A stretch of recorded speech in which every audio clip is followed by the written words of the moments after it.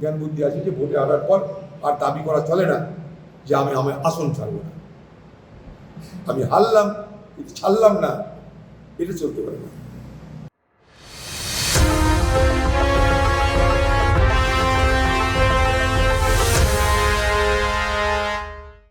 একেই বলে রাজনৈতিক নাটক, আর কি বলবো।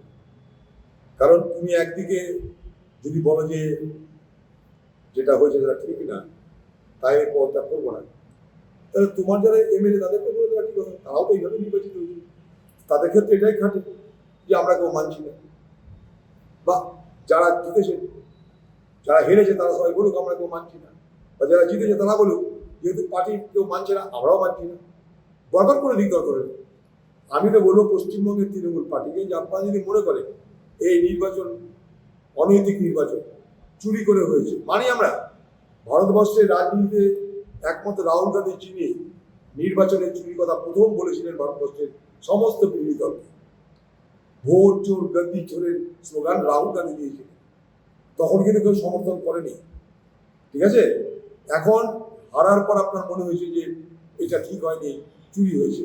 যদি চুরি হয়ে থাকে আপনাদের প্রত্যেকটা এমএলএ কে বলুন যে আমরা যারা জিতেছি তারাও মনে করি চুরি হয়েছে, তাই আমরাও মানছি না। যারা হেরেছে তারাও বলুক আমাদের পরাজয় মানছি না, কারণ চুরি হয়েছে। শুধু আপনি একা মেনে কি করবেন? এটা নাটক করা ছাড়া কিছু নয়। কারণ আপনাকে আপনি আইনত পারেন না, কোর্টে চলে যান। আপনি বড় লয়ার, সুপ্রিম কোর্টে গিয়ে ওকালতি করেছেন, এবার কোর্টে গিয়ে দাঁড়ান, আপনার পক্ষে সওয়াল করুন, বিচারা শুনুক, তবে না, নাহলে নাটক করার কোনো মানে হয় না। পশ্চিমবঙ্গে তো একটা কালার আছে, একটা সাংস্কৃতিক ঐতিহ্য আছে, সেখানে আমি হেরেছি কিন্তু আমি ছাড়বো না, এটা একটা পাগলের প্রলাপ ছাড়া কিছু মনে করি না।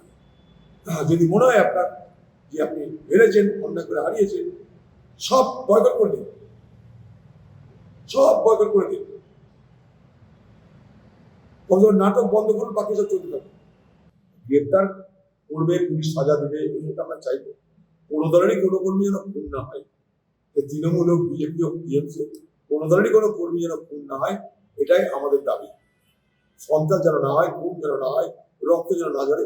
ভোট হয়ে গেছে, যে যা নিজের মতন পার্টির জন্য ভাবো, কিন্তু খুনাখুনি রক্তারক্তি ভাঙাভাঙি এটা কখনো কাম্য হতে পারে না। মুখ্যমন্ত্রী ইস্তফা না দিলে কোনো সাংগঠনিক সংকট তৈরি হবে না? আমার জানে কি সাংবাদিক সঙ্গে সংকট কে যাবে, সরিয়ে দিতে হবে। যেমন সিআরপি সরিয়ে দেয়, সরিয়ে দিবে যে ভাই তুই যা, আর বেশি কেউ আমার জানা নাই। আমি অত সাংবিধানিক এক্সপার্ট না, কিন্তু ভোটে হেরে গেলে সরে যেত এটাই জানি।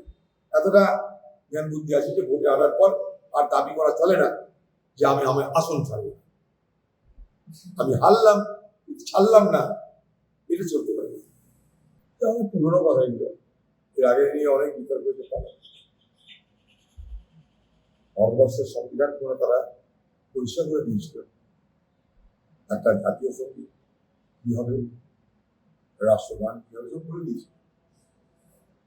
এখন এইগুলো নিয়েই হবে ভারতবর্ষের, এত মানুষের ভালো মন্দ নিয়ে আলোচনা নাই, এসব নিয়ে হবে আলোচনা। তিনি আমাদের বিস্তারিত ব্যাখ্যা দিয়েছে। ভোটে পার্লামেন্টেও আলোচনা হয়ে যাবে, সেক্ষেত্রে কি আমার পার্টির কি বক্তব্য, পার্টির কি সেখানটাই হস্তক্ষেপ, সব স্পষ্ট করে দিয়েছে কংগ্রেস দলের পক্ষ থেকে। তারপর আমি নতুন করে কিছু যোগ করতে পারি। দাদা, মুর্শিদাবাদের জিয়াগঞ্জে সিম্পলসি কলেজের সামনে একটা রেলিংয়ের মূর্তি ছিল, সেটাকে কালকে রাত্রে ভেঙে দেওয়া হয়েছে। খুব অন্যায় করা হয়েছে, যারা করি তারা অপরাধী বলে মনে করি। নিশ্চয়ই জিয়াগঞ্জে সিসিটিভি আছে বা পুলিশ যদি মনে করে খুঁজে বার করতে পারে।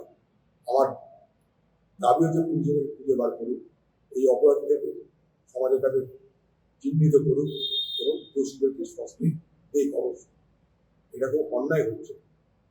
সারা পশ্চিমবঙ্গ আমরা সবাইকে সম্মান করি, সেখানটায় কাউকে অসম্মানের রাজনীতি আমরা করতে দিতে পারি না বা সমর্থন করতে পারি না। ভোটে খুব অন্যায় করা হয়েছে, যারা করি তারা অপরাধী বলে মনে করি।